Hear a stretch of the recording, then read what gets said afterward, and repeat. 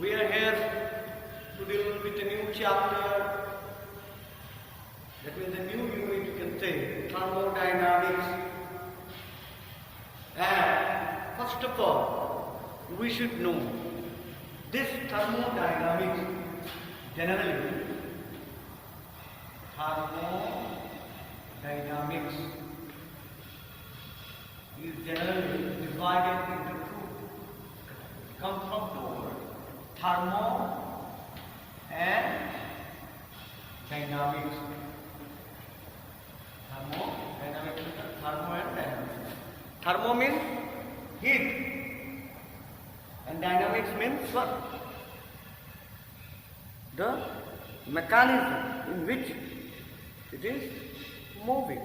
The word dynamics is connected with the mechanical motion of the body. So, as we can say, thermodynamics is the motion of the heat. It is a branch of physics which deals with the study involving heat, internal energy, and as well as work. Thermodynamics is that branch of physics which deals with the internal energy, heat, and what? About the work. These three things compose the thermodynamics. Now my point is, what do you know about thermodynamic system? What is thermodynamic system? It is the region where thermodynamic experiments were taken. It is the region where thermodynamics experiments were done, that are known as thermodynamic system. And this thermodynamic system generally we can divide it into two types. One is known as homogeneous system and other one is known as heterogeneous system. What is homogeneous system? Homogeneous system is that system where all the particles will be same numbers of same types of molecules are there. They are known as the system which composes of all points. It's called a homogeneous system, composes at all points. And heterogeneous is what? Composes at different points. It's known as heterogeneous system. And this system will also be further divided into what? Three categories. One is known as what? Closed system. Second one is open system. Third one is what? Isolated system. Now, a system in which both exchange of energy and matter are possible are known as open system. A system in which only energy can be transferred, exchange of matter of the surrounding is not possible. A system in which there is no possibility of what? Exchange of any matter is known as what? Is known as, what we can say? Is known as closed system. Now about that isolated system. A system neither mass nor energy can be transferred. Cross the boundary is known as isolated system. Is it clear? There are three systems are there. One is open, second one is closed, third one is isolated. In open system, both mass and energy, both matter and energy can be transferred. In closed system, only energy can be transferred, but matter cannot be transferred. In isolated system, both energy and matter cannot be transferred. Now, what is internal energy? You know, in the particles there is obviously in a recurrent vessel. Then what will happen? This particle will move from one point to another point. This particle will move from one point to another point. If the particles move from one point to another point with different velocity, then they will have what? Kinetic energy. And as the particles are changing their position, so they will have what? Potential energy. So we can say the sum of the kinetic and potential energy is known as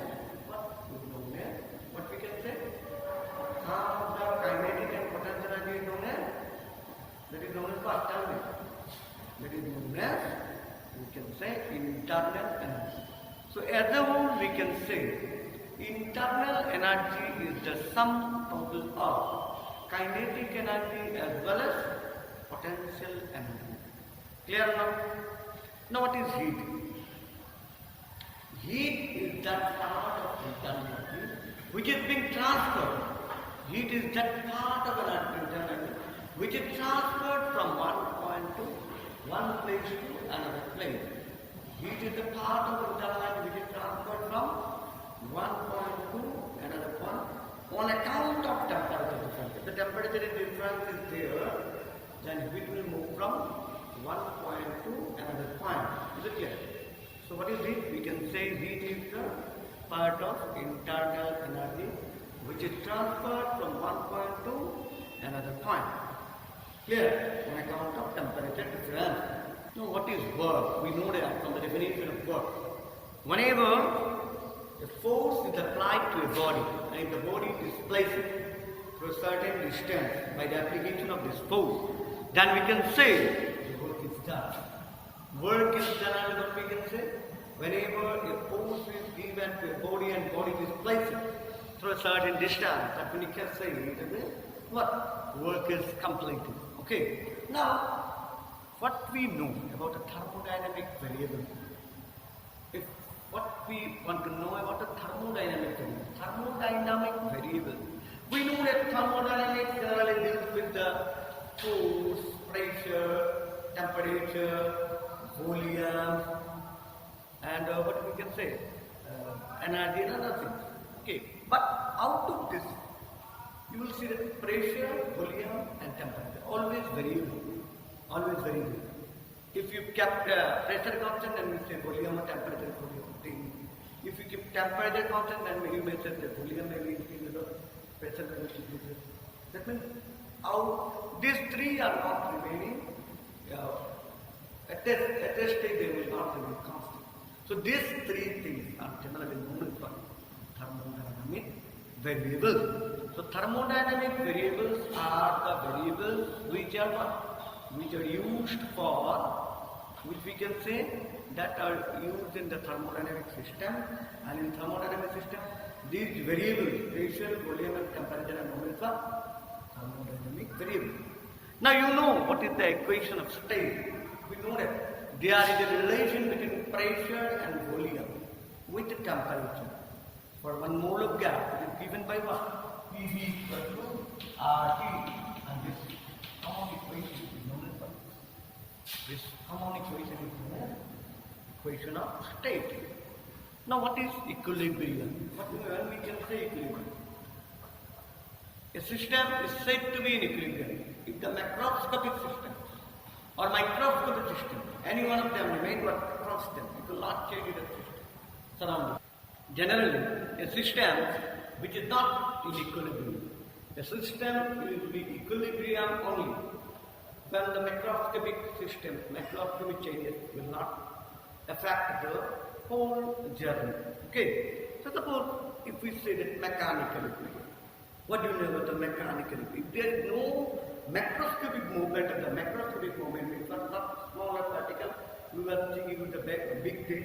If there is no, suppose this particle are moving, you know that if we are taking gas particles, they will move everywhere. But if there is no, if this side is what we can say that this side is movable, and if this side is, you can say, if this side is not moved, if this side is not moved by the effect of these forces, if it is not moved, then you can say if there is no macroscopic movement of the system. Okay, at that moment we can say that the particle is in mechanical equilibrium. Is it clear?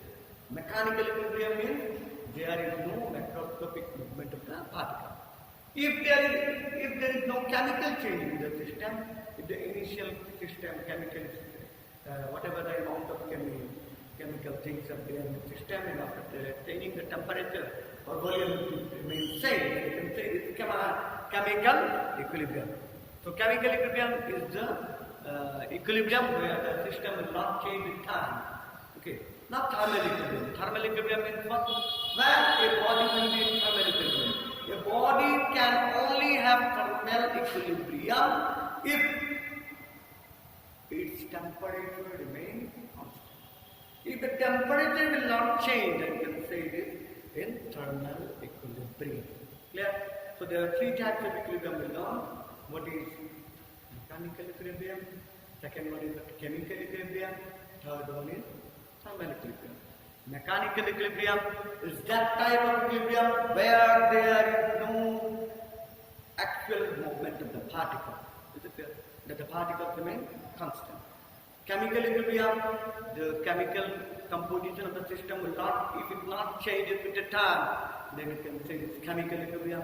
If there is no change in the thermal equilibrium means what? If there is no change in the temperature of the system, then you can say it is in the thermal equilibrium. So there are three types of equilibrium we come to know. Okay, now let's come to our next discussion about the zero flow of thermodynamics.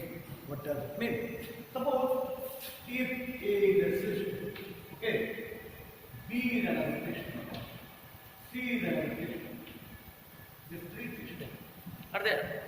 Suppose A and B are in equilibrium. A and C are also in equilibrium. Then what we can say? B and C are mutual equilibrium, and that is the zero flow. Zero flow states that if a system, if two systems are separately equilibrium with each other, then the these two systems will be mutual equilibrium with each other. What does it mean? It means what? If two systems which are separately in equilibrium with each other, then the if two systems are separately in equilibrium with the third system, then these two systems are in mutual equilibrium. Again, if two systems are in separately equilibrium with the third system, then these two systems are mutual equilibrium with each other. This is the zero flow of thermodynamics. Okay, let's have a new topic about that one. First flow of thermodynamics. We finished the zero flow. Next one is first flow of thermodynamics. What does it state? It states that if an amount of heat dq, what is the amount of heat? If an amount of heat dq is given to a system, okay, comprising of gaseous molecules, then what will happen? This gas molecule move from one point to another point, start moving, and at that moment, this law states that whenever an amount of heat is given to a body, to a system, then a part of it will be utilized for increasing its internal energy, and another part is utilized for doing external work. So if you supply an amount of dq such that du is the amount of increases internal energy, and dw is the amount of done, then dq is equal to du plus dw. Is it clear? So we can say that whenever an amount of it is given to a system, then a part of it is utilized for increasing internal energy, and another part is utilized for doing external work done. That is your first law of thermodynamics. Zero flow we have done, first law. Now, what are the thermodynamic parameters or thermodynamic changes? Thermodynamic parameters, we know that one. Pressure, volume, temperature, we know the thermodynamic parameters. Now, what is thermodynamic process or thermodynamic change? We want to know what is thermodynamic changes or thermodynamic parameters. It is found that when we do any experiment about the heat, then either temperature or volume or pressure or one or two parameters, maybe one or two parameters, more than one parameter, what will happen? They will change. And that phenomena is known as thermodynamic process. Thermodynamic process means what? there is a change in either pressure, volume or temperature. Any one of them will change or both, the two of them will change. One may remain constant or everyone will change. That phenomena is known as thermodynamic process or thermodynamic changing. Now, there are different types of thermodynamic changes. Generally, you will see that there will be maybe 6 thermodynamic changes. One is known as isothermal process. Next one is isothermal adiabatic process. Then one is isobaric process. Then one is isocodic process, and last one is the quasi-static process and free expansion. Generally, we can say that we define generally 5. Okay. Isothermal process. Isothermal process is that process where the temperature remains constant. Pressure and volume changes, but temperature remains constant. That is known as isothermal process. If temperature remains constant, then you can say it is isothermal process. Remember, if a system is there where temperature remains constant, pressure and volume is changing, then you can say it is an isothermal process. Now, what is isobaric process? Isobaric process is that process where pressure remains constant. If the pressure remains constant, then you can say isobaric process. And if the pressure and temperature is changed, if the volume remains constant, then you can say it is isocodic process. Now we come to 3. One is the process where temperature remains constant, that is known as an isothermal process. Second one is the process where temperature remains constant, that is known as temperature remains constant is known as isothermal process. Second one is there where volume remains constant is known as an isocodic process. And a process where pressure remains constant, they are known as isobaric process. Clear? Temperature constant, isothermal. Pressure constant, isobaric. And volume constant, isothermal. So that's clear. If 3 are changing, pressure, volume, and what? Temperature. No one remains changing. Everything is changing, but heat remains constant. Then it is the same. It is an adiabatic process. Is it clear? If temperature, pressure, volume, everything is changing, but what is there? There is no change in the heat exchange of heat in the surroundings. You can say it is what? It is an adiabatic process. So how many processes we learn? 4 processes. One is isothermal, where temperature remains constant. Second one is isobaric, where pressure remains constant. Third one is isothermal, where what the temperature remains constant? Volume. And third one is there where the heat exchange of heat remains constant, but pressure, volume, temperature, everything is changing. And the last one is that if all the quantities, pressure, volume, temperature, everything is changing, but in a very slow manner, then you can say it is a quasi-static process.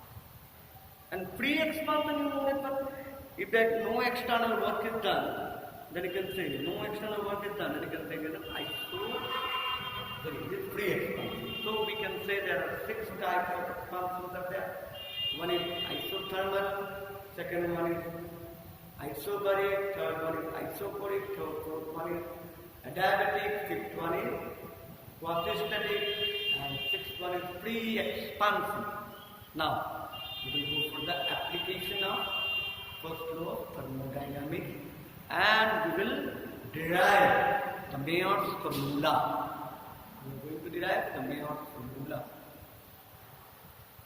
Before going Mayer's formula, we should know what is specific heat. We know that. In the chapter of heat phenomena, we have already learned it. What is heat phenomena? Specific heat capacity. It is the amount of it required to raise the temperature of a body to 1 degree centigrade. A constant to 1 degree centigrade is known as what? Specific heat. Is it clear? But here you will see that when we are going to discuss about the specific heat, constant volume, constant pressure, That means what? Whenever you are going to discuss about a specific heat of a gas, you have to take two things. Either volume is constant or pressure is constant. Otherwise, you cannot measure the specific heat. So, for that reason, there are two types of specific heat surfaces of gas. Gas have two specific heats. One is specific heat at constant volume, and other one is specific heat of constant pressure. Let's discuss about the specific heat of this. Suppose we have taken a heater. Okay. In this heater, we have given some amount of heat. Okay. Now, we fix this one. If you fix this one, by giving some here some pressure, if you fix this one, volume of the system remains constant. Now, when you are giving the second one, the particles will move everywhere, pressure will change. Second one, if the whatever heat you are giving, all is utilizing for increasing its temperature. Is it clear? Now, here volume is remaining fixed. Is it clear? So, if this type of things are happening, where volume of the system remains constant, and if there is a change in the temperature, you can say it is what? Specific heat of gas is constant volume. And this is by C suffix V. What is specific heat of constant volume? The amount is the amount of it required to raise the temperature of 1 mole of a gas or 1 gram mole of a gas from 1 degree centigrade at constant volume. Is it clear? The amount of it required to raise the temperature of 1 gram mole of a gas from 1 degree centigrade at constant volume is known as specific heat of gas at constant volume. Is it clear? Now, if this volume is not fixed, then what will this will increase, and then according to first law, a part of it is that increasing internal and other part will be used for external constant. So we can say that here is different. Whole amount will not be increasing. A part of it is used for increasing its temperature. So here pressure remains constant, volume will not remain constant. So we can say that the amount of it required to raise the temperature of a system to 1 degree centigrade at constant pressure is known as specific heat of gas at constant pressure. My point is clear. The amount of it required to raise the temperature of 1 gram of a gas or 1 gram molecule of a gas through constant pressure is known as the specific heat of gas at constant pressure. Clear? We are going to discuss about the Mayer formula. Now, what is the Mayer formula? Discuss. Mayer formula is the formula where the relation between Cp and Cp. The relation between Cp, that means what? Specific heat of gas at constant pressure and the specific heat of gas at constant volume is given by some relation. That relation is known as Mayer's formula. Isn't it? So, we are going to derive it. Let us take a vessel in which some amount of gas is given and 1 mole of gas is given. We have given amount of it dQ2 such that its temperature rises to dT when the volume remains fixed. That means volume is constant. So total heat supplied dQ equals to mass into specific into rising temperature. What is the mass there? 1. Specific is of Cv. And what is the right temperature? What is Cv? Specific is of constant volume. As the volume remains fixed, so there is no external movement. We can say dW is equal to 0.